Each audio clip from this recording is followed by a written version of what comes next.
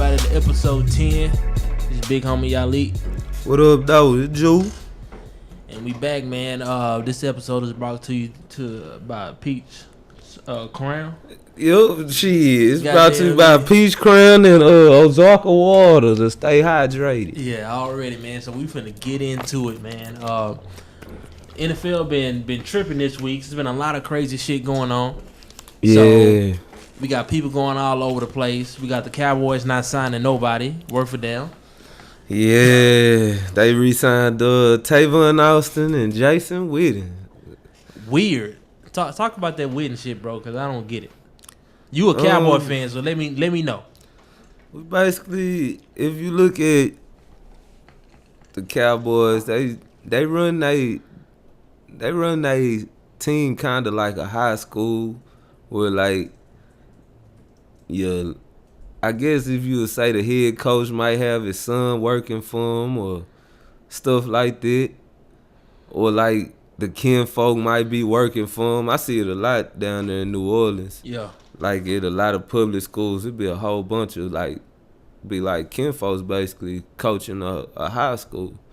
And it just seems like that's why the Cowboys run. And if you get cool with them, just like a lot of players that I played with in college, they go right back to their high school to go coach, right up in there. Shit, I would like to do that too if I was coaching. I would like to coach in Longview. I think everybody, well, nah, I wouldn't. I ain't no good coach. I'd rather like to be a liaison, like a. I said that whole hard. I done heard that word so many times. Then go say spill it. Say it again. Liaison. Liaison. Yeah, man. I try to be a liaison between the school and the, like, more like a counselor. Like every college I've been to, they had that coach that was just there to make sure the kids was straight. Yeah. Worry about how they was in real life. But out for that, man, the Cowboys tripping, man. Like, we can't keep on trying to just win divisions, man. Like, it's been too long, man. That shit corny, bro. The Cowboys had the opportunity to get the top 5 free safeties in all of the NFL was on the market this offseason. They got 0. Well, they still got an opportunity to get the boy from the Chiefs, but this the thing, though. They haven't paid. They franchise tag D. Lawrence. They haven't paid Amari yet. We haven't seen what Sean Lee is getting. We know William just getting. Yeah, we do. Sean Lee took a pay cut. I think he getting $3 million a year now. Okay, I know Jason Witten get 3.5. Byron Jones up. So it's a lot of people. Zeke up. You feel me? Well, Zeke want to restructure because, you know, he want to get his shit going. Like right now, like before the free agency hit, so that makes sense. He deserve it. Yeah, they do. Him and Dak, but at the end of the day, somebody not getting paid out of it. Yeah, cause they ain't got that much cap space. I know Romo's joint is off the books now. Dez $8 million is off the books now. So who would out of all them free agents, who would you? Zeke? Nah, not pay first. Who would you let go out of all them? Woo. Byron had one good year. Okay. I might say Byron too. Yeah, he gotta go. Like if I personally I like Byron. He ain't gonna cause no problems. He works hard, he trains hard. But it's really the coach's fault too for him having one good year because they put him in free, but he ain't got the free heart. You gotta have a different mindset to play free safety. So they put him back in corner and he had success, but based on what I believe, he was a good corner with no picks. I can do without that, to be honest. So yeah, I don't see I've seen Patrick Peterson have a lot of good years with like 1 or 2 picks though. But that's because they ain't throwing at him no more. But that's saying the difference. Yeah, I get that, but I'm saying if the ball ain't being completed, then the ball don't get completed. Yeah, that's still good at the end of the day. Yeah, I seen dude get burnt maybe twice this year. I think he was playing around against the Giants, and dude kept slicing him on the outside. I think he got bored on the cool. Yeah, you know what game I'm talking about? Dude was one-handed and stuff. I like, all right, it's the end of the season. I don't think he really into it. Yeah. But nah, they be tripping, man. I like what the Eagles did getting Deshaun Jackson. The Eagles done had 3 cold ass off seasons in the past 3 years. Like the year before they won the ship, and last year, and then this year. Mm-hmm. Man, they've been doing pretty decent in off season. I'm glad they're bringing these old players back that Chip Kelly whole ass ruined. He messed up. Chip Kelly ruined the championship team, and I hate the Eagles. The Eagles is the number 1 team I hate out of all teams in all sports. But I'm honest. That team that they had about 5 or 6 years ago when Chip Kelly was there, that was a Super Bowl caliber team. And Chip Kelly came through and ruined it. So I'm happy that Nick Foles got Super Bowl MVP, and now he went and got, I don't even know what his contract looked like. 4 year, $88 million. So how much he making a year? Because I know 22. If it's 4 years. If it's just 22, the Jaguars won like a hoe. Because I thought it was closer to 30 based on what they owe him. He might have 30 guaranteed, but I know like dividing it out. Yeah, that's 22. I don't know if. I got a Nick Foles, man. Hey, man. What happened to Doug Williams, man, after he won that Super Bowl? Come on, man. We done seen this. Nick Foles belong in Philly. Trent Dilfer won a Super Bowl, man. I'm not saying that Nick Foles is going to be great in Jacksonville. Because I think he got overpaid. Get that man 10. But what I'm saying is Nick Foles deserves, because when Nick Foles was with Philly the first time, he was awesome. He went 27 touchdowns, 2 interceptions. 2 interceptions. Bro, that's rare. It's like he was cold with the Eagles, then they sent him to the Rams, right? Mm-hmm. The Rams first, and he sucked. He belonged in Philly. But I'm glad that Nick Foles got a chance to come back. Now D-Jax is coming back. I always feared him when I was a Cowboy fan and the Eagles played the Cowboys. But D-Jax is back in Philly. It's been a lot of movement going. OBJ to the Browns. I love it. Man, I gotta get a Brown jersey. I love it. I can't lie. I gotta get a Brown. I really still want a Manziel. What? Hell yeah. Why? The man. Okay. This shit is look off here. script. More people know Johnny Manziel than probably. Okay, say is 80 quarterbacks in the league right now that got more passing yards in the league more than him. Just say 80. Let's put out 80. Yeah.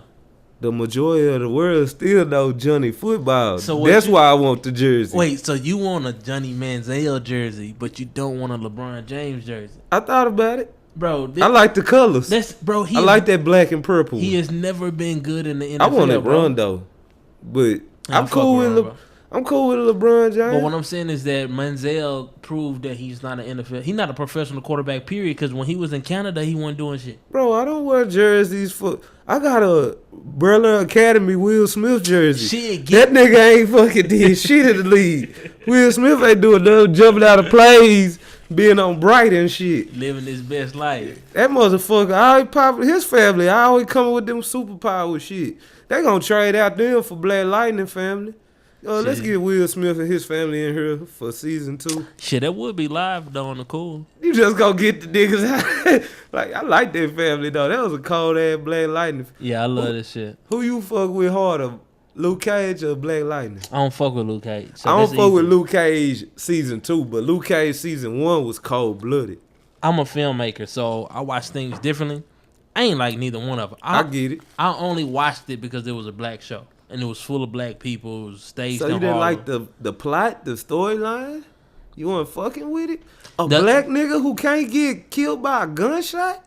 I'm slapping every policeman in the world. Bro, he ran. Hold on. Oh, man, I'm doing the Bernie Mac and head of state. He ran a 40. Did you watch him run a 40? That was not believable. It don't matter. He bulletproof. Any nigga that bulletproof, nigga. What bank do you want to rob today, sir? Nigga. Which one today? Bro, if they casted it different, if it was a different guy playing Luke Cage, I can understand it, right? On the first season, I did like Mahershala Ali's character. Who was that? It was some snake name, like Cottonmouth. Oh, Cottonmouth, yeah. Yeah, I like that character, but he was killed off like 5 episodes in. Yeah, he was too gangster. Yeah, so I like that aspect. That was my first introduction into Mahershala Ali, and now he's a big time actor. You know when I knew it was over? At the end of season 2, they had Luke Cage being like the bad guy. I was like, he don't even look like a good bad guy. Bro, he too friendly. Like, what nigga from Harlem, act like Luke Cage? Yeah, I went to Harlem. It wasn't too many niggas. Exactly, bro. You look at Cameron. You look at Diddy. Do Dennis Rodman act like he from Dallas? Yeah, I ain't gonna lie. Oh, goddamn! I don't think we got Dallas out of here yet. They go shots fired. Hold on. Do you see Dallas niggas? Dallas niggas be the most. Booties. They be the most eccentric people you will ever find with the haircuts and. It's some thorough niggas up here too. No, it is. But you see Dallas, they'll walk around anywhere with their shag on, right? Yeah. Don't nobody understand this shit. Yeah, they do got that dookie little drip back there. Yeah, so I'm not saying that they fruity like Dennis Rodman, but Dennis Rodman, like niggas in Dallas, it's similar to LA to where you just kind of out there. And, like you live in your own world and you got your own style. So I could see that shit. I never knew that nigga went to South Oak Cliff. I heard Dennis Rodman went to South Oak Cliff. Just knew he was in Atlanta. All boys school somewhere in Atlanta. No, you hating, bro. You saying he fruity. Yeah, I don't know no Atlanta nigga. Yeah, but anyway, back to the NFL, man. Cole Beasley is out of the Dallas Cowboys. As a wide receiver, is one of my favorite wide receivers of all time. Thank you, sir. Tell me what you feel about that. I feel like Cole Beasley was I hate to say it. I don't want to sound racist. I don't think it's racist. I just think that if he was black, would nobody give a fuck about him. He's Taylor Gabriel. He's just white. If he wasn't white and he didn't do that little shit, name the time you really done seen Beasley catch a slant and chop the whole fucking field up. But that's different. He quick, he not fast. It doesn't matter. Chop something up, dog. Make a play. I don't want to see you run 5 yard out. I ran an offense my last 2 years of college. Yeah. We had a guy just like that. He played at John Curtis. So John Curtis down there, everybody thought that was so good. We had a few John Curtis guys. After a few games, we understood John Curtis was a 1A school. Meaning them motherfuckers was sad. They were trash. But the white boys, they had money. And people was putting money in the program. So they got the start and shit. So I'm looking, I'm like, hold on. Why do y'all like this dude? He catch with his body. Every time he catch the ball, he can't really juke nobody. It just look clean. He got little cute releases. But that ain't Cole Beasley. Cole Beasley got the sauce, bro. That's what he known for. He got some okay routes down the field. I like it. I'm talking about he be juking the shit out of people. Yeah, he low to the ground. He got nice in and out cuts. He got nice little, I forgot what we used to call them. When you bench in, then you come right back out. Whip routes. Them little whip routes. That's nice. That's cool. But I can find that. In the draft. A more athletic slot like that. But my question to you is, how come they haven't found that yet? What you mean? They ain't drafted that yet? Yeah, that's what I'm saying. I mean, they tried to, but if you got colder and you continue to keep cold, then if they like him, I don't think. Like, I understand what you mean. Because he was producing. I understand what you mean about that. If he was black, he wouldn't be considered that special. Let's see what he do with Josh Allen.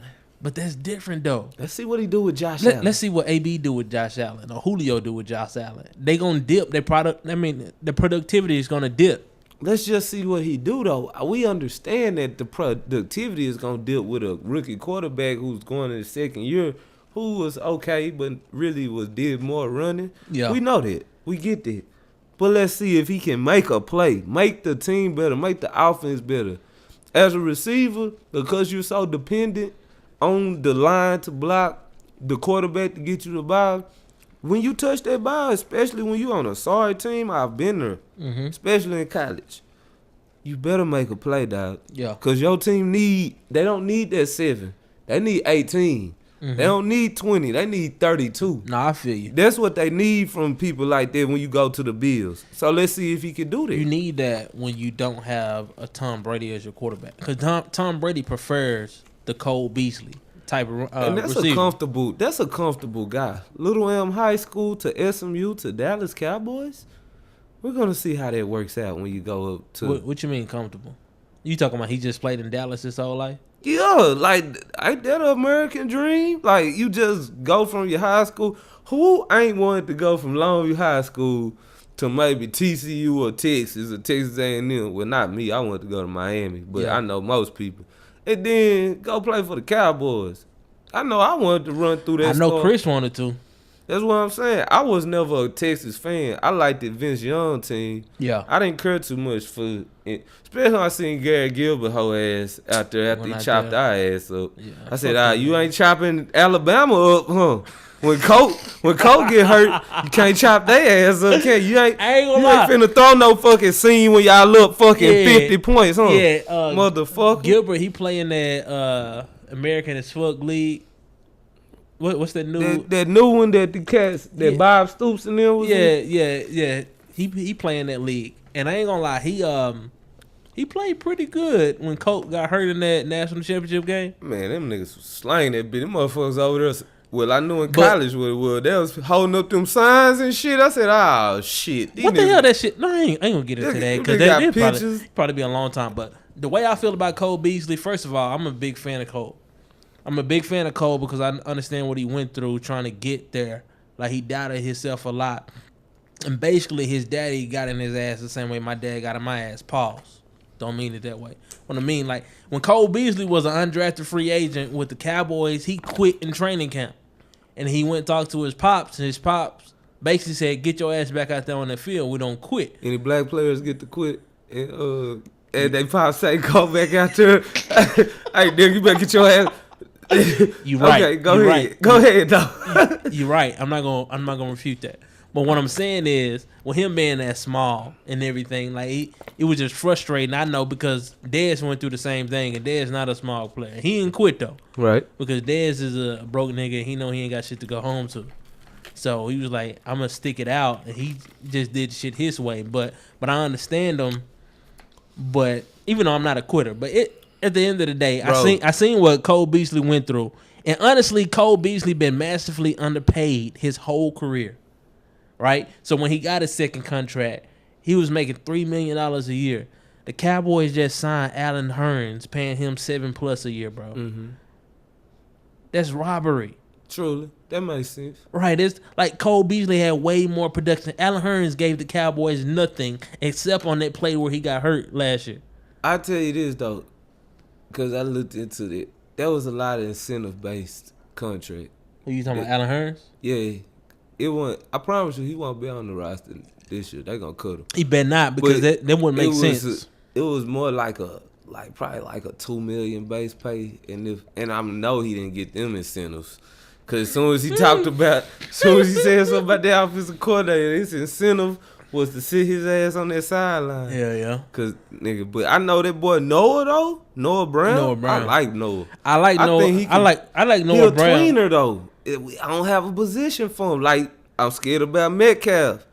I don't know about that dude. Yeah. I done seen David Boston's and shit. See the thing about Metcalf is that he make outstanding catches. And I seen people critique his game, and they saying like he make these outstanding catches, or he look like the greatest wide receiver in the world, but he drop routine catches. Cordero Patterson. Yeah, exactly. Cordero Patterson is really not nobody wants him on their team to be a wide receiver. They want him to be a returner. JUCO, he took two back against us. I said, where you play? Hutchinson in Kansas. Oh, word. We killed go. How the fuck Kansas be getting all these cold ass JUCO players? Money. Shit. Money. Come on, man. You know that's what make the world go round, man. Cash rule everything around me. Yeah, man. But that's gonna get everything. Yeah, but Cole Beasley to Buffalo. I don't even know if Chris gonna play this year. Hopefully he do, because I heard Buffalo signed a new running back. Even if he don't, man, that boy, he did a lot, man. To come for, he need a movie made by him. Undrafted. Undrafted free agent, made the same. And I'm starring in that hoe. I'm just an ignorant nigga somewhere in that movie. Yeah, let me just go ahead praise my partner Loke right quick. Undrafted free agent, made the Saints roster.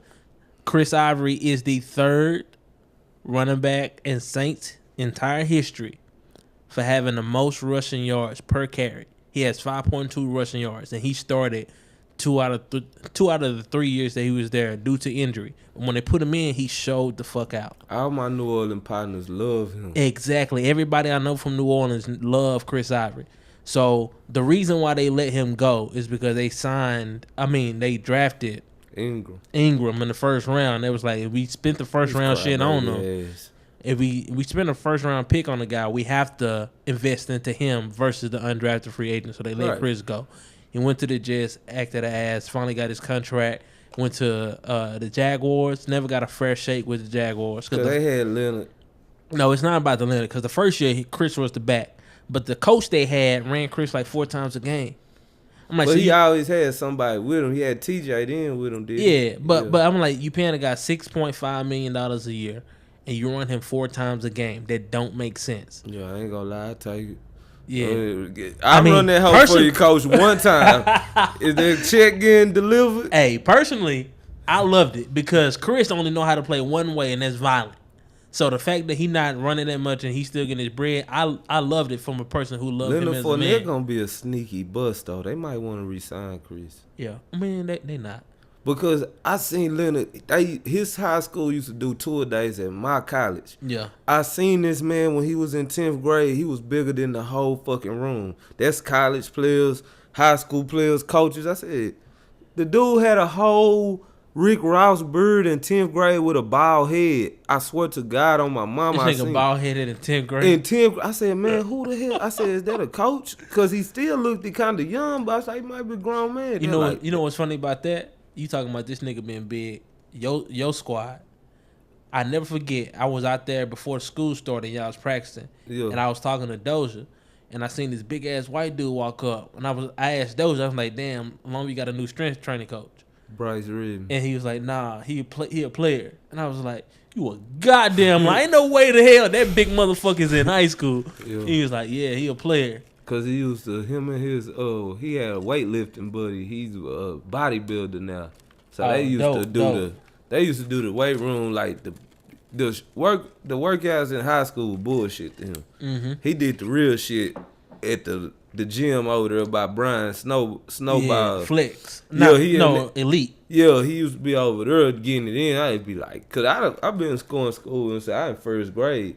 So I seen motherfuckers just get bigger and bigger. Yeah, he was at the state game. Bryce Redmond was big as fuck. And that motherfucker, when he got hurt, he like turned it to you.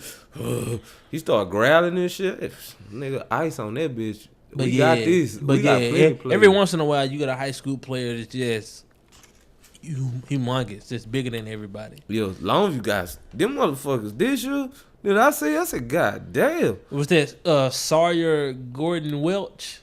The defensive tackle that's getting out of these offers now. I ain't even see him play. I ain't even pay no attention. Well, I pay attention to defensive tackles, obviously. Yeah, that's why I said that ain't my scheme. This motherfucker big as fuck. I seen him play, but when I went down on the sideline, I looked at this nigga. I'm like, God damn, he big. Man, I played on the line where I could see over most of them. Like Bryce, he big, but he about 6'1". Yeah. T. Carter was my height. Sawyer is 6'3", about 240. Damn. As a junior in high school. Yeah. I think my boy T-Rat, he was about 5'10", he's small. 190, but he was a dog though. Yeah, he was. Tevin was cold blooded. I'll never forget this. The reason how me and Tevin got cool is because he got engaged with this girl who went to my church, right? Mm-hmm. So I'm watching. They got a beautiful family. Yeah, I watch y'all season. 2008-2009 season frequently because that's one of my favorite classes to watch. Thank you, sir. And I was watching the state championship game y'all was in. Nope, I ain't never watched it. And then I seen the nigga get kicked out, and he said Tevin Ratcliffe. I was like, oh shit, that's the same nigga that just got engaged to Dominique. Tevin beat a nigga ass for throwing soda on him at the Dragon for at Foster. That nigga said, my mama didn't want me to get shit on my shirt. That nigga whooped that boy ass. Cause at Dragon for everybody be throwing shit on each other. Hell yeah. And that nigga Tevin, like we was all dirty and shit. And that nigga Tevin powered up on that nigga. He started hulking up and shit. Oh shit. Yeah. So I hit him up. I was like, oh shit, I'm watching this game. I'm like, you the nigga that got kicked out in the state game. Yeah. And then he was like, don't get twisted.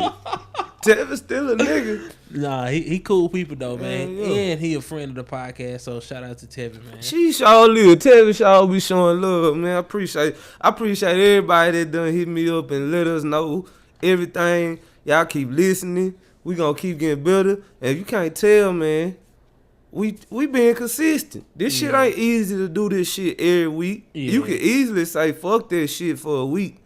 You can easily do that. Yeah, we try not to. We did record one podcast that never came out. So, I don't know. Them the lost files. Yeah, Them all gonna come out when we rich one day. Yeah, I'm gonna touch on some of that shit today, but let's move on. AB, he got traded to Oakland. What you think about that as a receiver? It's been a lot of receiver action going on. So. I feel like that nigga, I can't really dig what he's saying about like having a quarterback be at your house and gotta have it, because I've been to Aaron Johnson's house one time. My favorite quarterback ever. Yeah. What they gotta do with anything? Man, Aaron Johnson, that's my boy though. But I ain't never really hung out with Aaron on the weekend like that. We done kicked it sometime. He done came to my house when I had stuff sometime, but it's still our love. But what they gotta do with how y'all play together? Like, I played with plenty of people on my teams that, shit, I never seen after practice. You know what I'm saying? Like, what that mean? Like, so you saying that he's saying that Derek Carr invited him over, so he feel nah, good. he was saying that in the interview, he was like, him and Roethlisberger ain't got no relationship like that. He been to his house once. They been in his house once, and they been playing together 9-10 years. So he like, we supposed to have a better relationship. Do he know who Derek Carr is? Derek Carr is a super Christian, bro. He not finna be around your ratchet ass, yo Florida ass house, but and you not know finna. what? Derek Carr has a lot of it's never good when your offensive lineman not clicking with you. I heard stories about that, man. I ain't That's gonna spread not the the best thing for a quarterback. Yeah. We seen that on that movie with Adam Sandler. No, I was finna say not The Longest Yard. I was finna say It's a Gridiron Game? no. What's the movie with Jamie Foxx?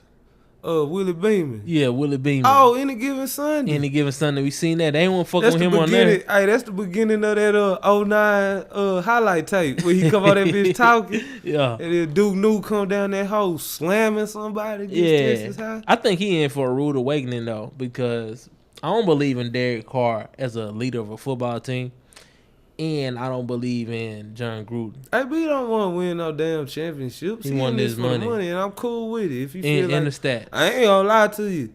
Shit, if I played in the league and I was considered one of the best all time, and then after a while it's like, you done made this money and shit, yeah, you won a Super Bowl. But if your team you with, even if they better for you to get to the Super Bowl than the other one, let's be honest. We don't think the Steelers really gonna be winning anytime soon. We always just say they gonna be good. Even last year with all them I didn't even players. think they was gonna be that good last year. All these years, I just be like, they just motherfucking good. That's it. They the Nets. They the New Jersey Nets, man. We know we gonna see y'all in the playoffs. You're not gonna win, Kenyon. Yeah. And Richard Jefferson and Kerry Kittles and Jason Kidd. You're not winning, dog. Yeah. That's just how it go. I understand, though. But he got that money, though. You know what I'm saying? And let's see, Le'Veon got 4 year 52. Yeah. Less than what he was asking for. He just lost $14 million you'll never get back. But he got guaranteed money. But he though. got his guaranteed money, so. He said 4 years to 52, so he got 2 years guaranteed. So, I guess all that money, but that I was hearing that a lot of these, it's going to be more picking up this coming week because they waiting on all this bullshit to settle down and people stop giving out the high numbers so the market can settle down. What you mean it's going to be more? Like, that's what a lot of GMs are doing. That's what Jay Glazer said. But who left, though? It's a whole bunch of people left, bro. I only think about Eric Berry. Nah, bro, you got to think about people I just said on the Cowboys that still ain't been signed. Think about people who supposed to be re-signing to the teams they own. On the Cowboys, you got D-Law's franchise. You don't have to sign Dak this year. You don't have to sign Zeke this year. This is Byron Jones. Since he was a first-round pick, this is last year's his contract. Well, we could go down through there with, like, the Rams. Akeem Talib, he was on the 1 year. And Ndamukong Suh was on the 1 year. is free. That's what I'm saying. Like it's a lot of contracts out here that's floating. Bro, he cannot go to the Eagles. He cannot go to the Eagles. Be doing some magic shit. I'm just saying, Ndamukong Eagles got a culture that people like to come to. Yeah. When Mike Vick and Deshaun and Shady had that little streak they was doing, that was a coach though. It wasn't a culture. Nah, what we saw, we know Chip Kelly. It is normal. No, that wasn't Chip Kelly. When Michael Vick was there, Michael Vick brought. I mean, Chip Kelly didn't bring Mike Vick or Deshaun. Andy Reid did that. But what I'm saying is the culture. What I'm looking at, we're looking at the players. I don't give a fuck about the coach. Them niggas was looking at Mike Vick at quarterback, Deshaun Jackson ignorant ass at outside, and Shady in the back. Yeah. And it was what we seen. It's plenty of teams with a lot of cold black players with white coaches, i.e. Longview. It happens. That's how it go. That's how it go. It ain't no nigga dance situation. It's just, I don't think it should be more black coaches. I think in all high school, college, and all that. But I ain't gonna lie. Some of these the college men, I see it too much. They too young around these schools, man, with these little hot ass women. Mm-hmm. Whether it's college or high school. She might be 17, nigga finna turn 18. You gotta keep your little 26-year-old hot ass on, bro. Kelly. Like, that ain't how it rock. And I see that a lot too much. But you see it with our races. But that's the only thing I be seeing with our culture a lot. And I don't like this shit. Yeah. Because we know all the stories of the past what used to go down. And I be trying to get niggas to call these niggas out, bro, because I wasn't in the mix like that back in the day, man. Getting off subject a little bit. I can tell you be like, who? I be like, nigga, Bird Box was come. What did you have a blindfold on, nigga, when you was coming up? You know damn well them girls you know damn well them women that was your age, bro. The only rumors I heard when I was in high school was about Coach Brown. Like I ain't got nothing to say to do with that. With that name that was said, I ain't got nothing to do with that. And that's the difference between other people and me. I'm gonna say the goddamn name. If like I don't know, I'm not saying no man name that is still coaching. Well, he ain't still coaching. No. If we gonna say that, then well, he's still I ain't gonna say what he doing. I don't even know what the fuck that nigga. He at the school, bro. I heard the rumors about him. And I tend to believe, because I remember one of my classmates wanted to fight that nigga. My name is Kerry Force, and the person speaking is Breland Faggot Yali. Ain't got shit. Hey. Yeah. All right, so I heard about him with one particular situation, but I don't know. So that's the only one you know. No, see, what people be saying is that people who be picking these girls up and all of this other shit.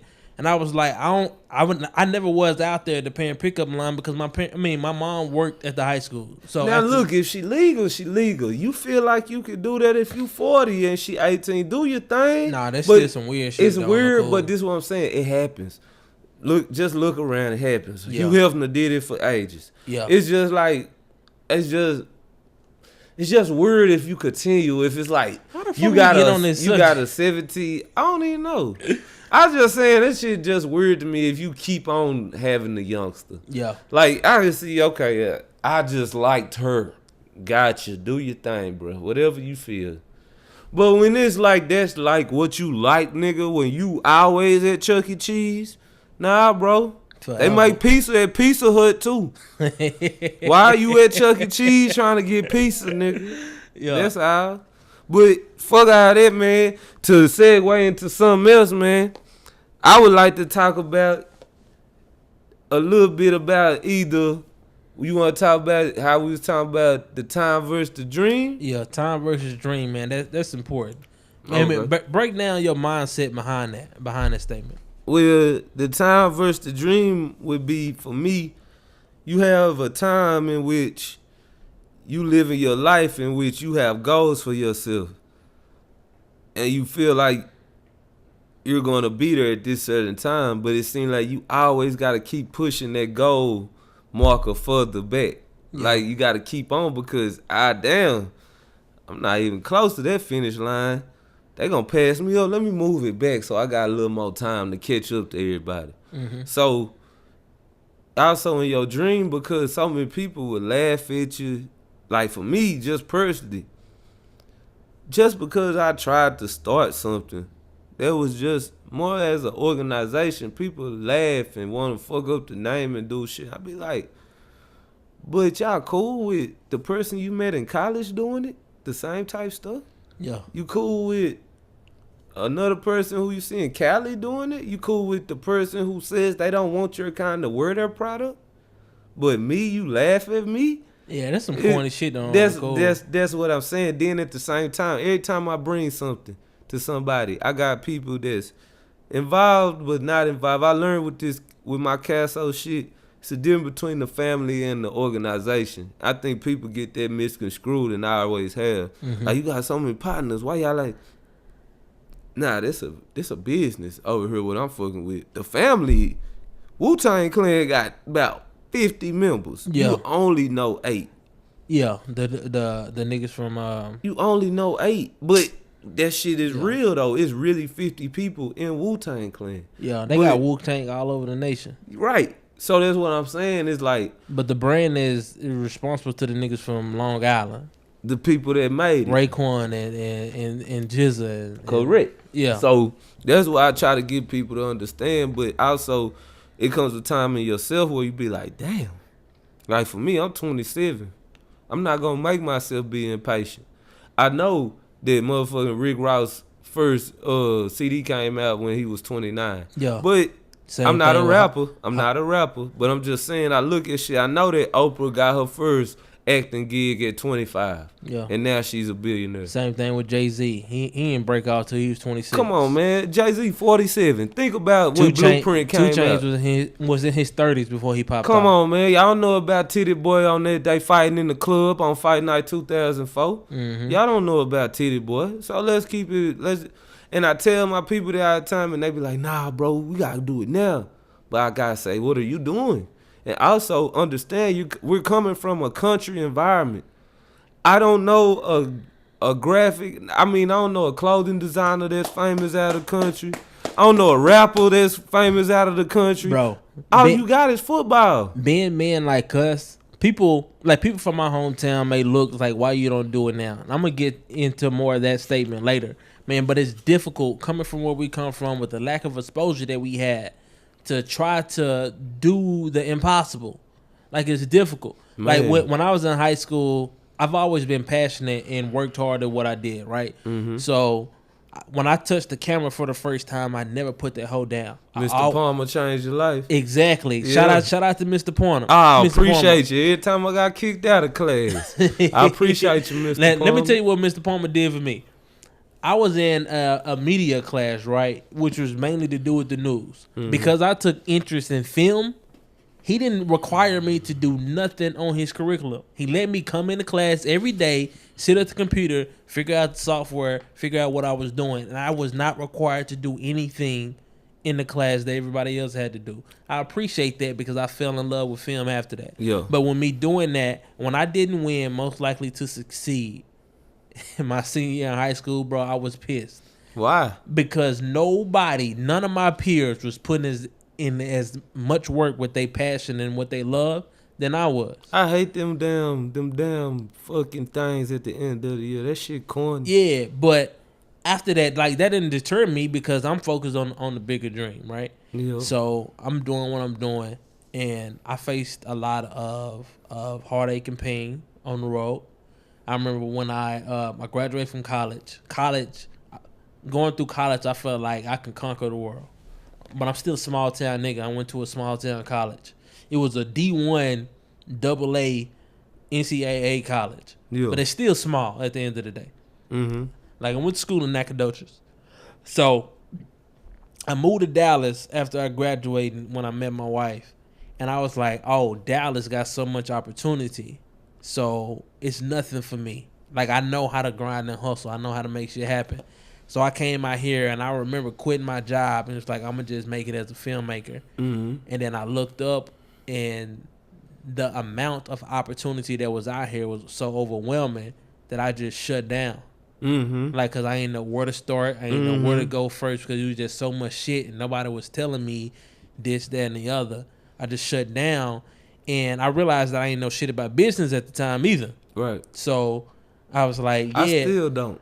I'm just learning. I had $16K set up to make I quit my job in October. In December, I knew I had $16K for me to make off of stuff that I already scheduled and shit. But I wasn't taking deposits at the time. Like I wasn't handling my business properly. Every single job that I had set up at that particular time fell through. So I made $0 in December. I had money saved up to take care of my bills for 6 months. Right. But I wasn't making no money. So that money gonna dry up soon. Quick. So like I didn't have anybody to teach me all of this shit. Correct. So I learned it the hard way. So people looking at you is like, well, why you ain't got this and we need the shit now. Maybe you don't even have the information you need right now. You don't have the information you need to be asking me why I don't have this or that.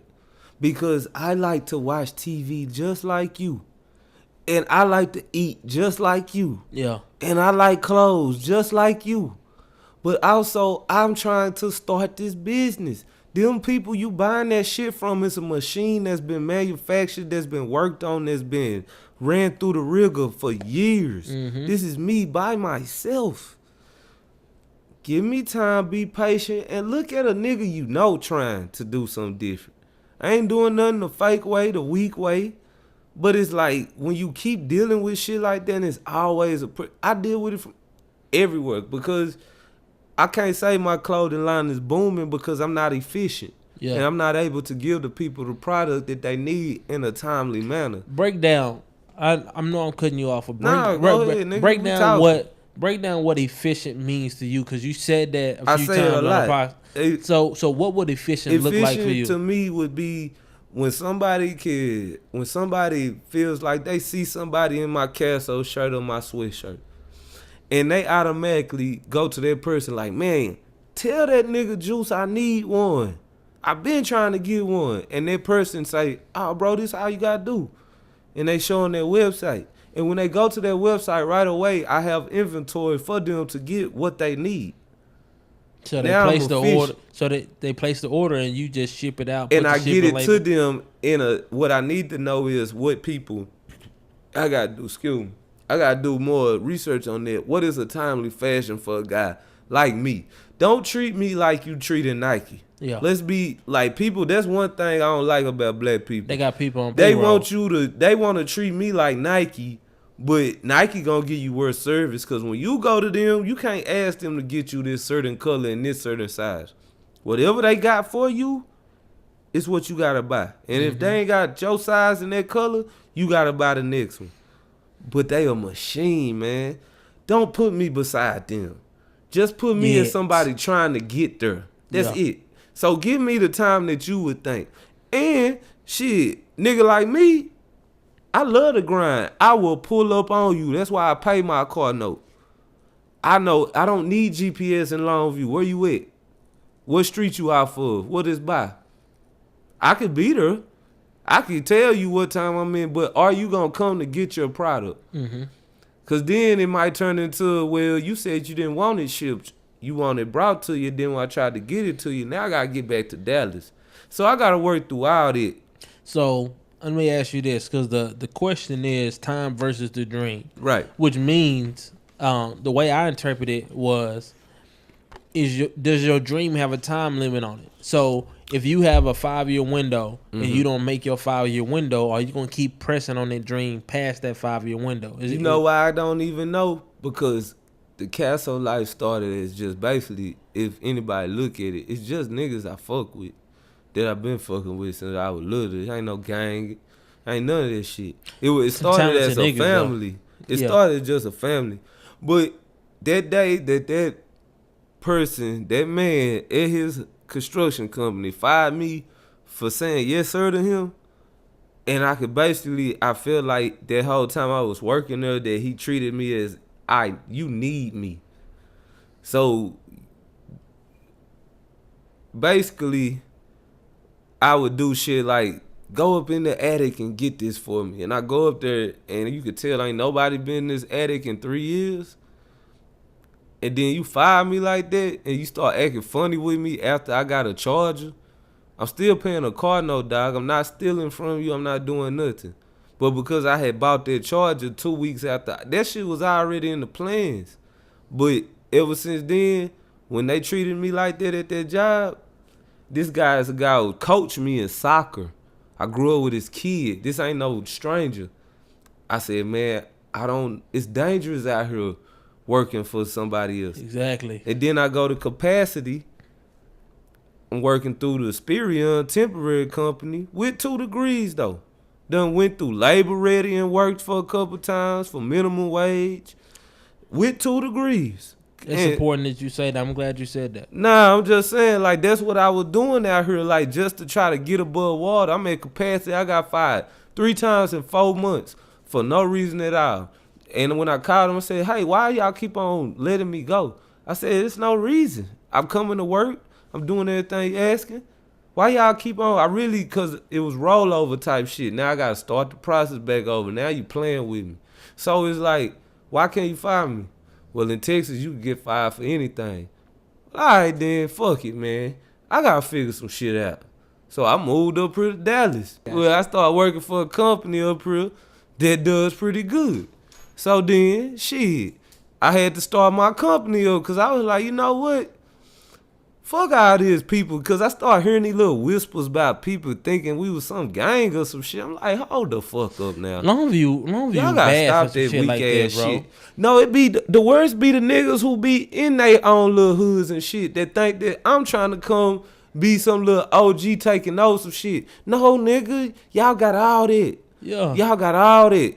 I'm here to try to bring something positive, bring unity together. And people can say what they want, but it sure is a lot of unity since I started that Casso shit. I see it all.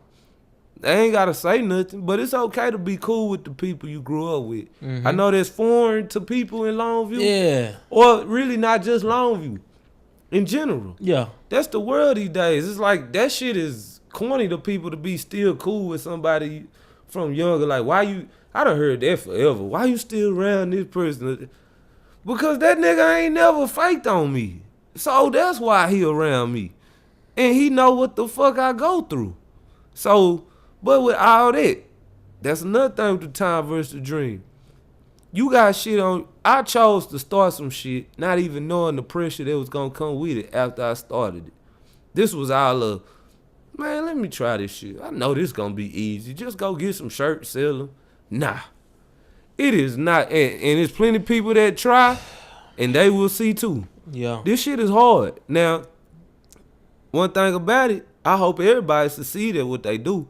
I just want everybody to know when you try to do shit like this and you got the nerve to put yourself out there, you're going to have to get ready for the laughter. You're going to have to get ready for the backlash. You're going to have to get ready to see your people, your partners, who buy Kush all day, who ain't gonna buy no $15 shirt. That's gonna keep on telling you, I need the olive with the orange mixed with the beige. And you gonna be like, damn, bro, but you got like 10 pair of J's. Ain't none of them matching this shit? I got a lot of colors, nigga. It's starting to get looking like a Skittle package. Like, my nigga, you need that base. You need that one right there, huh? But they'll go buy all this other shit, then come to me like, yeah, I'm fucking with bro. Hey, save me one. No, I'm not saving shit for you, my nigga. You supposed to be my nigga. And my shit ain't trash. But I don't say nothing. I just sit there. I let them keep on doing it. Because sooner or later, my shit gonna have Castle Life on the tag. And sooner or later, that bitch gonna come with one of them little gray things where you can't steal it. When you go through the metal detector, nigga. Shout out to the cutting stick. Hey, nigga. Hey, cause everybody been there where they want that shit and they seen that gray shit on there. Yeah. Nigga, put that back. Ain't none of that today, there. All right, dealers, I see you. Yeah. Catching up. What's the kind of them little ink tags? She try to rip them off. Oh, niggas used to be in the mall going ham. Not I, but niggas. Niggas, they boy, it been time, boy. It was the good days, broke days. Yeah. Yeah, for real though. But with that time versus dream though, at the same time, how I feel, man, I feel like the way people doing right now, long as all this content and all this music and entertainment coming out, somebody bound to pop. No, because yeah. it's a lot of talent. It's beautiful, You know man. what I'm saying? Shout out to Camp Nowhere. Yeah, shout Triple out to Camp G. Nowhere, first and foremost, man, because he his talent has taken him across the nation. Yep. Yeah, so I love that and I appreciate that, man. Good There's people. been some other people. What's his name? Derek, he out there in Oakland. He an actor, and he had a couple one-man shows. Right now he got one where he's Detrick Weathersby. Yeah, Detrick. There we go. Bro, shout out to him. Shout out to Kerry. What he doing? He better not be still doing that Michael Jackson thing. Nah, he James Brown. He that James Brown. That nigga used to do that Michael Jackson. Hey, nigga, you can't do Michael Jackson every time. Nah, you gotta do somebody else now. He got a dope ass one man show, man. Okay. And I missed the one. He did one in Texas not too long ago, and I had to miss it because I was working on my documentary, man. But he actually tried to put me on too. Come out to do something out there in Oakland with him. And I would just tell that nigga I come pop lock out there, nigga. What he need? I'll break a nigga out with 2 steps. Yeah, so shout out to everybody out there in the city. Shout out to anybody doing this dreaming, man. I ain't got nothing but love for you because I know your struggle and I know the pressure. And a nigga like me, I got pressure on my back every day, and I love it. Yeah. I love that shit. Yeah, but I feel what you're saying, man, because when you grow up and you value the place where you come from, and you want to make it with your people. I remember when I started being serious about filming and photography, and I named my first company Realistic Entertainment. Yeah. Because it was more about providing entertainment than it was about providing film. And then I had people telling me from the city, like, man, that's a dumbass name, bro. I don't like that name. You need to change it to something like Big Money Click or just some cliche shit. Don't they always do that, bro? Oh my God. They always want to come at you with the most cliche ass. Yeah. And I was like, nah, because Realistic Entertainment means something to me. So I just rocked out. And the thing that's hard for people who come from small towns is that when you leave and you actually have talent and you take it to other people from big cities and stuff, they respect what you say off bat, and they start, like in college, I used to, I'm pretty decent with branding. So on Facebook, when Facebook first came out, I used to write a status, and I used to conclude every status with, keep it realistic, right? I think I remember it. Yeah, so sooner or later, when people just randomly in the yard was like, hey, yeah, you so-and-so, and I'm talking to them, and they, woo, we finna separate, and they was like, hey, keep it realistic. And I was like, oh, so it's in their mind, it's working. This that life, big baby. Exactly, the same thing with this that life did, baby, because that shit caught me before I even got cool with you. Yeah. Like, because I see you say it a lot on Facebook. So when I see strangers who don't even know me connect to the brand, they let me know that I said before, big homie tip of the day is that high school is not real, right? And it's not just high school not real. Like, why you feel that? Because people will say you this or that in high school, and then when you leave and you go to somewhere else where people don't know you, and you that same exact person, everybody love it and respect it. No, that is true. So that's what I'm saying. Or they could both say you ain't shit. Because I get you. That happens sometimes. I know plenty folks like, that nigga ain't shit, man. I'm sick of that nigga. But yeah, but cool. like, we live in Dallas, right? Yeah. I done made so much goddamn money in Dallas on this film shit, bro. And like, when I went home, I was like, I want to put Longview on specifically, but I want to put East Texas talent on. Would nobody fuck with me on this film shit? You know why, bro? Because everybody go with what they know, man. Everybody still eating them McDonald's chicken nuggets, knowing damn well that ain't chicken. But you go with what you know. And that's how it go. When somebody, old Melba's Kitchen, black lady down the street, giving you that real seasoned chicken. What was that place beside the Pink Barbershop? Miss Moore's Barbershop? Bell's Diner. Kool-Aid Central. Nigga, when I say they had the best Kool-Aid stir in that bitch, I don't know who made that Kool-Aid, nigga. Yeah. That Kool-Aid go with everything, and now we got Divine Catering, man, so y'all look out. But Juice Bistro coming one day, nigga, because can't nobody fuck with me in the kitchen. Bro, I've been knowing you for about a couple years now, bro. I ain't ate now this from you. That's what everybody say. You gotta check my pedigree, man. You gotta come eat some of that barbecue one day, man. Juneteenth, we might got a special play for y'all this year. There we go. That's y'all came to that block party last year, man. Just think of it times 10, man. Yeah. Me and my sister gonna scheme it up. Yeah, that's what I'm talking about, man. But the dream, I'm fully dedicated to the dream. I don't even care about the time, right? Because right now, I'm finna turn 31 in 2 weeks. 20 years go by and I still ain't made it as a filmmaker. I'm still gonna be making films, right? Because at the end of the day, I love what I do, and I love being able to change people and show people different perspectives. But I also would like to be a billionaire for making films. Bro, that's what I feel say, nigga. If ain't nobody buy that Casso shit and I'm 50. Just take me to Luby's, nigga. I'm just, hey, nigga, we ain't doing these shirts no more. Yeah, but fuck that. But film is a different passion. Like I tell Q, she do modeling. Yeah, it's a difference. She's selling herself. Yeah, that's not easier or harder. That's the same thing. It's kind of harder at a time because you putting yourself out there. Yeah. I'm hiding behind the product, but I have to have more of the product. So that's the thing. Like Q.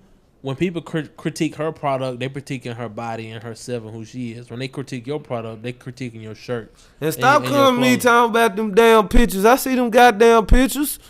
Shit. Are you talking about cute pictures? Yeah, man. Goddamn. Just look at it, enjoy it. Shit. I enjoy them. Fuck. Stop telling me. I see them damn pictures. You see a girl on there? Yeah, nigga, I seen it. What you think, nigga? What the fuck you think? Yeah, I seen it, nigga. Yeah, man, but a lot of people like that shit, so she need to keep on doing it. Yeah. Yeah, man, but I'm dedicated to my craft for the long haul. I love creating. I'm an artist at heart. So yeah, I'm more me personally, I'm just such a contrarian and I hate trends that it's like I wanna do something that's just gonna change the world one day. Cause I feel like that, yeah, I done been good to people, certain people, but I feel like I done fucked over so many people that I owe it to just like the world to like bounce back from there and just be a solid dude from here on. Like just solid as far as just all the way around, whether the people who might think you ain't shit can see you doing good or not. Yeah. Like just, I owe that to myself. So that's what I'm on. That's why I say, even though I'm dreaming, but I'm on with my dream. Like, man, my dream intact. I'm trying to get to it. I ain't just sleeping on it. Like, I really have a product that I gotta go get in a minute so I can send this out to the people that's been asking for it. I'm in that dream. Yeah.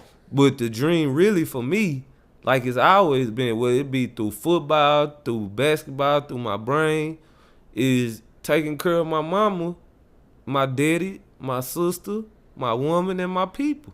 Like, just whatever it be. Like, cause I always say, if I'm good, if my people good, I know I'm good.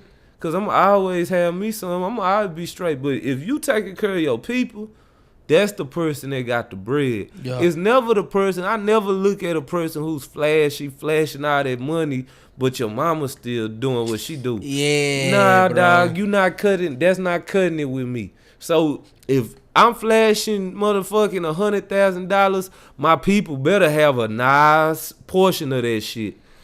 Or is that just real? I'm glad you brought that up, bro. Cause you talking about flashing and we talking about dreams. We talking about people living out the life that they want to live. Man, we had what's his nigga name? YBN J Almighty. He got this stuff yoked up. Put a space in your name, nigga. Bro, he got yoked up in New York. Yeah, they sliced him up. So a couple questions I got for you. First of all, when you make it to that next step and you start getting some type of success, is it cool to be cool, in your opinion?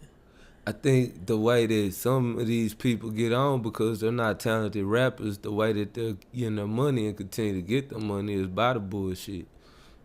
You know, Tekashi 6ix9ine might not be another Tekashi, but people have looked at that recipe and they gon' tweak it a little. Mm-hmm. I looked at Fire Festival and I was like, they fucked that up, but that was a good idea. Yeah. How could I execute on that better? Yeah, I feel so that's all these motherfuckers doing. That's how they doing. That's what that shit is. Like, and then, or just go hunt Black China for a couple months and get, you could get famous like that too. Get news coverage. Getting raw dogging that shit on Pornhub. She done put herself on the porno and shit. That was that nigga? YBN? I don't know who that nigga was. Mr. Breland. I wasn't looking at him. I'm just saying. I see her stale ass on that shit. I ain't doing nothing. Yeah, this shit would be funny if it was him though, bro. But basically, what happened to YBN, whatever that nigga name is, Almighty or some shit like that. First of all, you need to change your name because obviously you're not Almighty. Second of all, he went to New York and he got robbed 2 times. Well, he got jumped 2 times in one day. He got robbed that night to where they basically ripped this nigga britches off, stole his chain, stole his money, stole his shoes, and had him running down the streets of New York all bloodied up and beat up and stuff. And the way I see it, first of all, like I mentioned on the podcast before, if I'm outside at night, I got my pistol on me. Not because I'm some hard nigga. Not because I'm this, that, and the other. But because I got a wife and kids I'm coming home to at the end of the night. And if I'm not coming home to my kids at the end of the night, you better believe I worked my ass off to make sure I'm coming home to my kids, right? Right. So with a man like that, I don't even know if he had kids or not, but if he does have kids or if he don't, at the end of the day, he got something that he living for. Mm-hmm. So why are you outside in New York flashing, doing all this dumb young nigga shit? And I don't even know what happened. And you're not protecting your investments. I seen at one clip, I seen him squaring up with some niggas laughing. Yeah. He was pointing at him. The next clip, I see him getting stumped. So I'm like, okay, you had your partners with you. How did it? I don't know the whole video, so I can't see how you go from squaring up with a nigga, laughing at a nigga. You got your partners with you, to you getting kicked in the face and getting slashed. I ain't. Like, if I seen the whole video, I could know what was going on, but I don't know what's going on other than nigga. Like I tell anybody, when I am out of town, I'm trying to blend in. Exactly. Nigga, you is not that famous. I'm pretty sure, nigga, you could have blended in. Do not look like food in somebody else's community, somebody else's neighborhood, bro. Come on, dog. You don't. That's a no. Ain't no way. I don't care where the fuck I'm at. I'm always on the swivel. Where's this nigga from? Houston. Ain't no way in hell he from Houston, and he in somebody else's city sleeping like that. Well, you know, when you got money, you feel powerful, and you think you can't be touched sometimes. Bruh, I hope I don't fall. Touched for life. He got one of them marks on his cheek like I got. Yeah, then it ain't gonna go away. It will not. Them stitches will heal, but I promise you that mark is not leaving. Shit. Nah, I couldn't fuck with that, man. And the fact that Jay Prince sent out that that Instagram shit. First of all, corny. As a man who loves Jay Prince to death, that shit was weak as fuck, bro. How the fuck? Like, you supposed to be, you got the reputation of being that nigga, and you making an Instagram post? That's the world fault. That's the world fault. It's like everybody act like they scared of that man. And look, man, we all can be touched, man. So when it's like that, I can see giving respect, but because of how people just like Joe Budden podcast, I heard them. Yeah, we ain't gonna say too much, but you go in on anybody else, go hard on Kanye and all these people. And at the end of the day, you gotta tell the truth, because I respect the power that Jay Prince has, but I gotta tell the truth. That Instagram post was weak, bro. Like, what type of gangster nigga? Like, let's say every single one of the niggas who jumped this young man. First of all, that's police shit. Don't tag me in no dumbass exactly. shit like that. But let's say everybody who jumped this young man get killed. Every single one of them. Like on some real gangster shit. You put the post on fucking internet, bro. It's police shit. You going to jail. And my son, he was like, I met my son too in New York. He was like, he ain't on that shit, bro. Like, he spreading peace. He trying to keep people together. Exactly. And I'm looking at it like, I thought it was his son at first. Yeah, me too. But then they said it was the daddy. The actual Jay Prince. Bro, you not that gangster. Well, you know what? If you are that gangster, so what, nigga? First of all, if you are that gangster, leave the shit off the internet, bro. If you gonna do something and you want something to happen, don't leave no goddamn paper trail the problem, on Instagram. no. He done got too much respect in other cities, and them motherfuckers in them other cities, same place from where we from. They show love to all the other niggas from other towns, but then you don't want to show love to your own people. Yeah. Then nigga gonna feel, if I could go to any town in East Texas and they treat me like king, then I'ma feel untouchable. I'm be like, can't no nigga touch me because all these niggas in these other towns that I ain't from, they scared of me. Yeah, I feel that. I don't ever want to be that guy. So that's how he feel. I don't ever want to be that guy.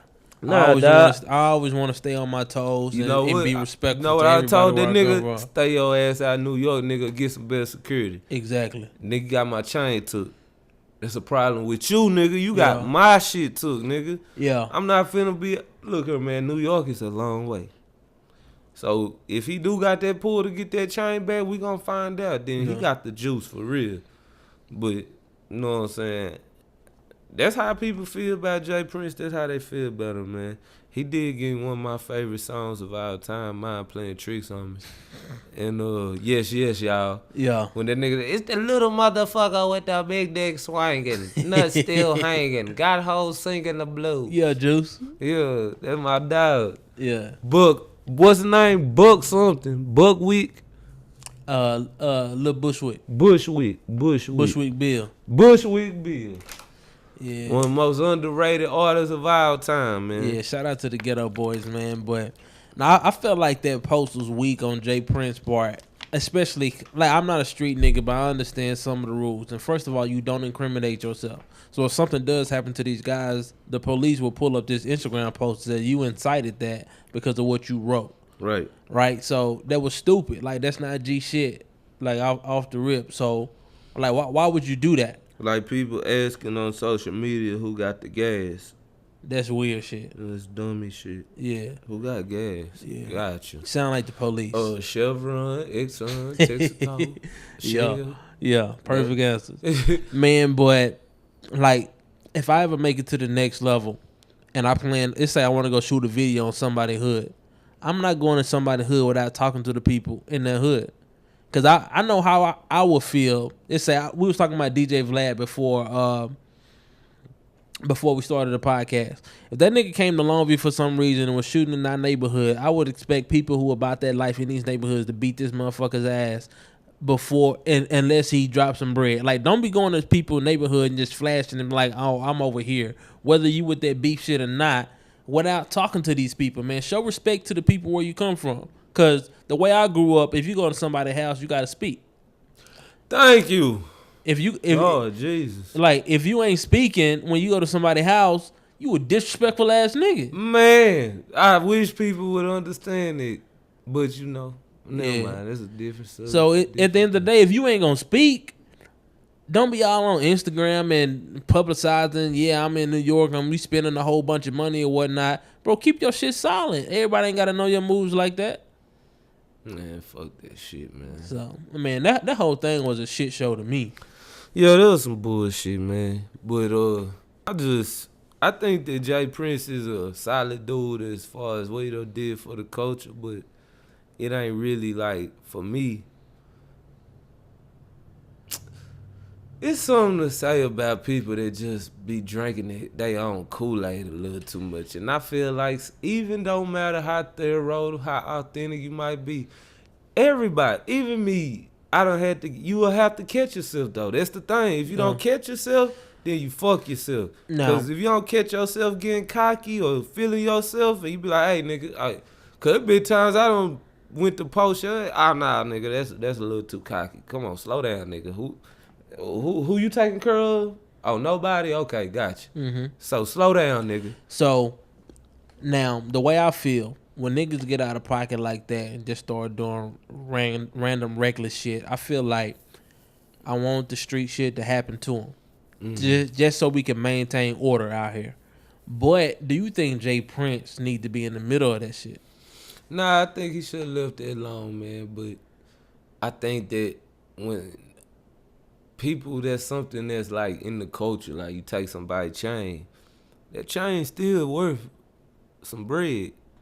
There ain't no fake chain. So, you you still taking what 20, 30 racks from a dude, basically off his neck. So it depends on how you look at it. It's the way you should do it though. Social media is not it. Tell everybody all the time.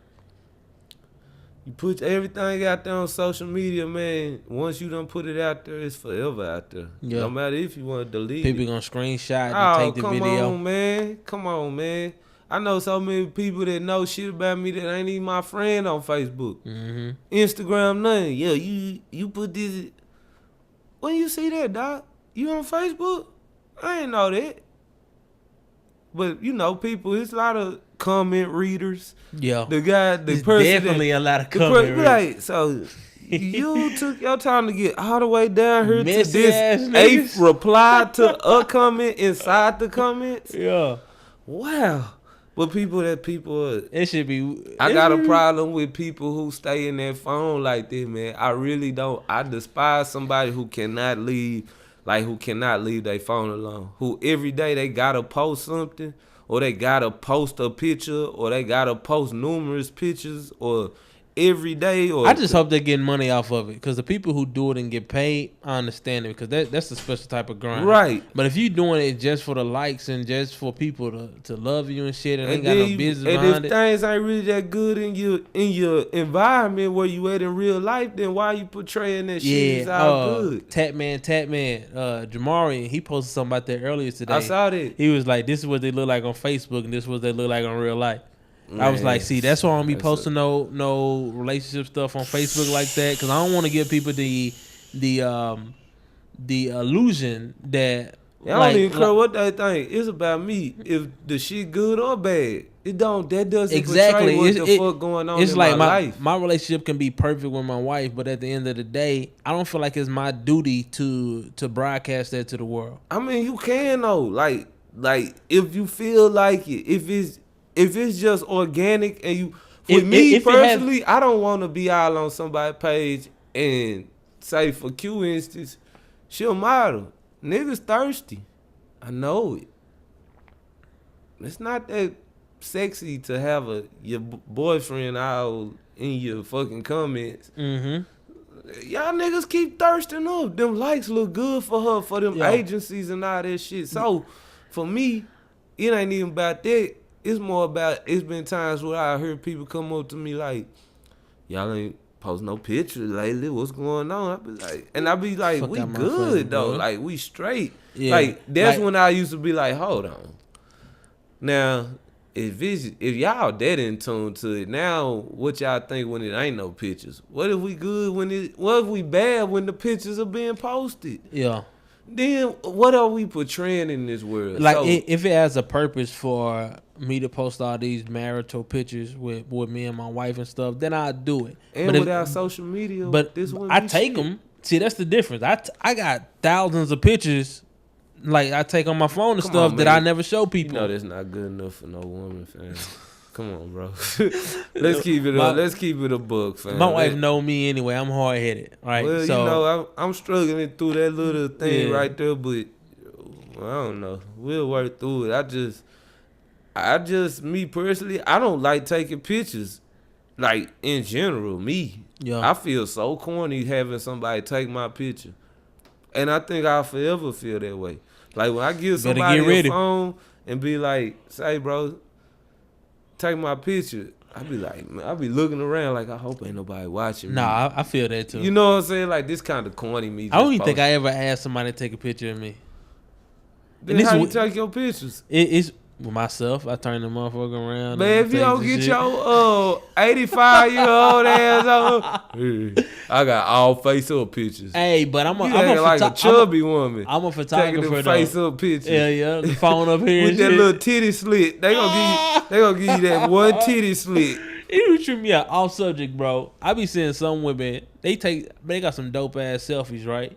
But it be the same exact pose in every single picture, man, they be looking like they got shit sometimes. I be like, I don't know, fam. One thing about me, the filter shit is cool, but I be like, how do you have, like, 80 pictures of you with this cat filter on your face. And Bruh. what, how? Like, why? Like, what's going on? Like, I just don't get that. I really have no way of getting it. Yeah. And niggas that do that shit, if I see you playing with you it. talking about with the cat filter? Just any other little cute shit. Like the funny shit like my boy L-Rod be doing, that shit funny. But the girly shit, I be like, I don't know, my nigga. You got some pink little earmuffs on your head, fam. I can't get with it. Not for no like, not for no laugh, dog. I'm a grown ass man. Yeah. I like baller shorts and boxer briefs, nigga. And put them pantyhose away. For real. Yeah. But shit, I know what I'm saying, things are slowing down. I did want to say something that's kind of a big homie tip. Something me and Jamal, I seen we was talking about today in the comments more about like how people, I simply was saying like it's just, right now it just seems like everybody want to be perfect and want to portray a perfect image and then want to let you know, fuck you if you mad about me trying to portray this perfect image. Well, now you seem like you're battling with imaginary people. It's like you're trying to show this and not that. When it's a lot of shit that I see people post that I know the knowledge on, that I did classes on. A lot of this I'm depressed ass fucking post that people be thinking that shit is not funny. Cause I really been through that shit. It's not funny.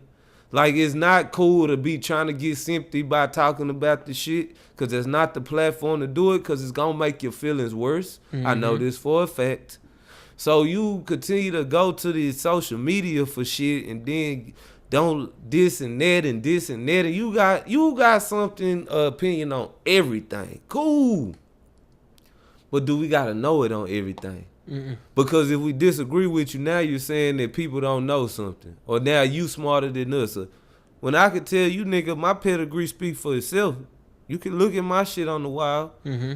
But I'm not coming at you like that. I sometimes dummy myself down for people. And I do it a lot. It's a lot of ego. Yeah, because of that. Because people got so much ego, I be like, let me dummy my shit down for these people. Because to be honest, I don't like people trying to act like they smarter than me all day either. So, shit, I'd rather just blend it in a little where they can get it. That's why I talk with analogies so much. Because people sometimes don't get me. I got certain dialogue, so I be like, so take it as this. That's how they get me. But I'm not finna go on Facebook or social media every day with a motivational quote 3 times a day or this or that. And I know, I'd be like, dog. So my big homie tip of the day is a cliche statement, but we've all heard it. A wise man knows he knows nothing at all. Exactly. Which in my interpretation, which everybody have different interpretation of quotes, I believe he's saying that he's being sarcastic by saying he knows nothing at all. He's meaning he's always seeking knowledge. And a smart man, that's what he does. He doesn't think because I've got to the age of 27 and I might have an associate. I might have a bachelor. I might have been working since I was 16. I might have dealt with everything with fucking females you could think of. I might deal with all the family problem, all the fucking going through college bullshit, still here, trying to start a business, all that shit. I might know more than a lot of people. But what if I don't? Then I'm kind of portraying as a fucking nigga dumbass. Yeah, you can always learn something. Yeah, man, you gotta lit. Sometimes I just like I told you that time you posted about what you say, Jackie Robinson was like a hoe ass nigga or something. Yeah. I was like, this interesting. I've never heard this before. Let me clear it up. I ain't necessarily say hoe ass nigga, but I said damn nerve. Jackie Robinson was highly critical of Muhammad Ali and his moves, which means he would have been highly critical of Colin Kaepernick and his moves. And I'm like, if we treating Colin Kaepernick's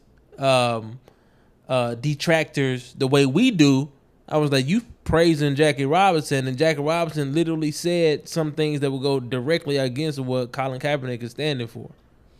Well, I like old Jackie. I ain't never seen his ugly ass, but you know, it just shit like that. I could read that. I could have went in on there like, nah, bro, you don't know. Jackie Robinson did this and did that. Yeah. Because I could easily go into think about something that I learned in college about Jackie Robinson. But nah, let me just learn a little bit. Yeah. Like, let me learn sometime. Let me see what's going on because I never knew that. And then dude that was coming back at you had some facts that I didn't know about. Yeah. So it's like it become to where sometimes you just sit down, man, and gain some knowledge.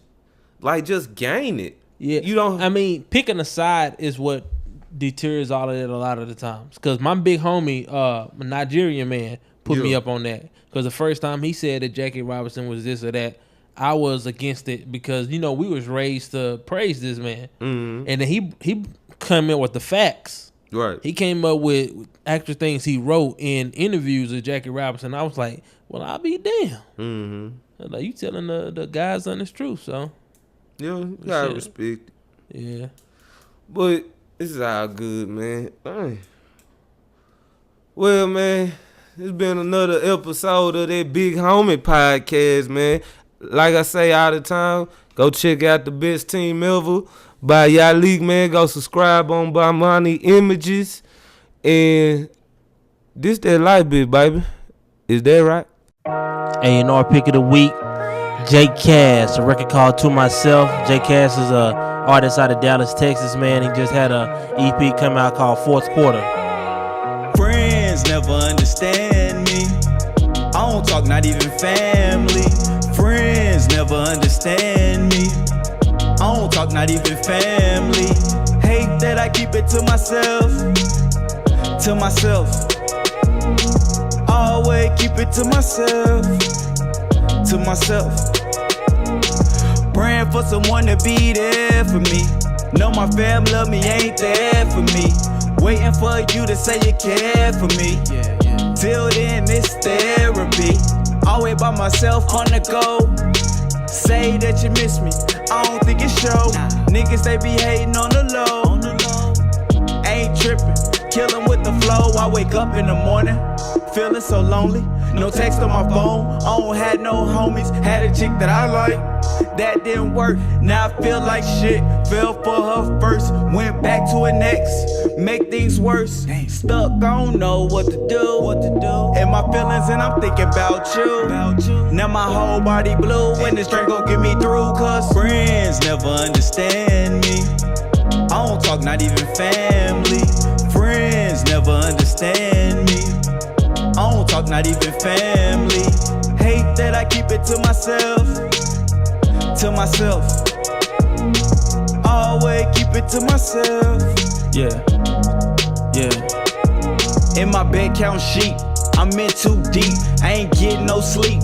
Need my heat, it bring me peace when I keep my peace. Keep to myself, I don't trust these streets. Pillow talk, nope, not these sheets. Learn my lesson, next time just beat.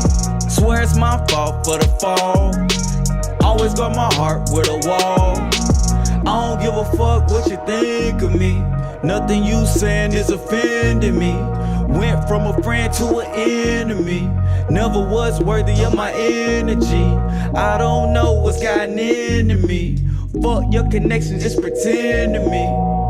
Fake love, fake. Fake love. Fake.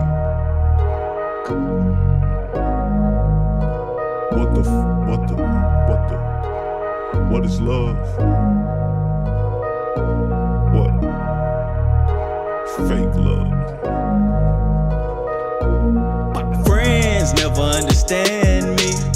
I don't talk, not even family. Friends never understand me. I don't talk, not even family. Hate that I keep it to myself. To myself. Always keep it to myself. To myself.